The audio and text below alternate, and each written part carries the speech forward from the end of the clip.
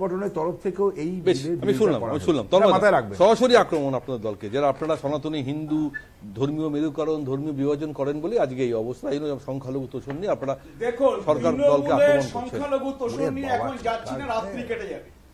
এবার আমি যেটা বলতে চাই যে আমাদের রাজ্যে কিন্তু ওই প্যালেস্টাইনে কি হচ্ছে, গাজায় মারা গিয়েছেন, তার জন্য আমরা ইনসাফ সভা দেখি, প্রতিবাদ মিছিল দেখি, বামেরা বার করে, নকশালরা বার করে।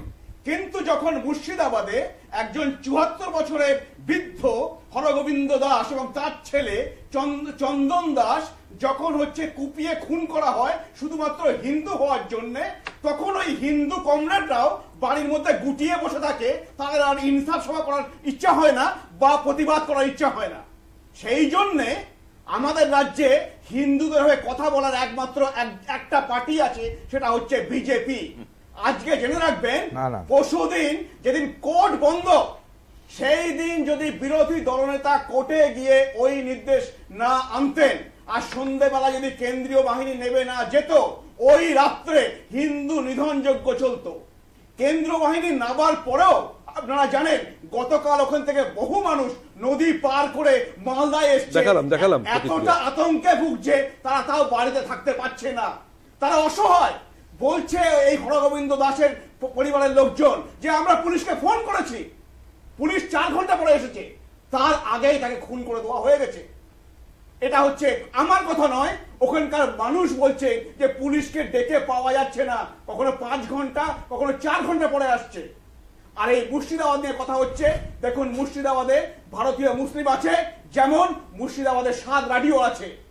সেই 7 রাডির জঙ্গি এবং তার যারা আছে মনিরুল, তারা সব এখন জেলে আছে। ওখানে জঙ্গি জিহাদিরাও আছে, ওখানে আনসারুল্লাহ বাংলার সব সেল আছে। সুতরাং মুর্শিদাবাদে এইটা হচ্ছে বহুদিন থেকেই চলে আসছে। আজকে আপনি বলেন কঠোর হাতে হস্তক্ষেপ করতে হবে, পুলিশের গাড়ি পোড়ানো হচ্ছে। আজকে তৃণমূলের যুবরাজ কি বলেছিলেন যে পুলিশের গাড়ি পোড়ানো হলে পুলিশকে বলবো কপাল লক্ষ্য করে গুলি করতে।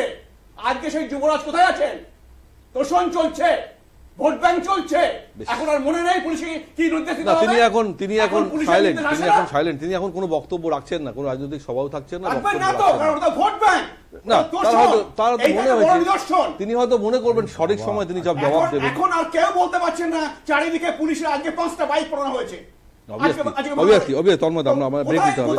আমি বারবার করে বলছি, পুলিশ যারা সাধারণ মানুষের নিরাপত্তা দেয়, তারা যখন নিরাপত্তাহীনতায় ভোগে, তাদের গাড়ি ভাঙচুর হয়, তাদের উপর আক্রমণ হয়, তারা আহত হয়, তখন মানুষ সাধারণ মানুষ কোথায় যাবে? সাধারণ মানুষ কোথায় যাবে?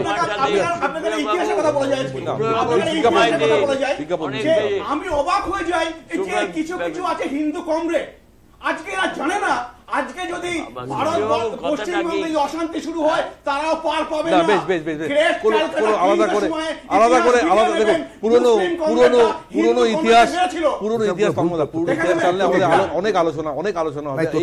এই সময়ের মধ্যে আমাদের সম্ভব নয়, আমরা আসবো না। আমার একটা বিজ্ঞাপন বিরোধী, বিজ্ঞাপন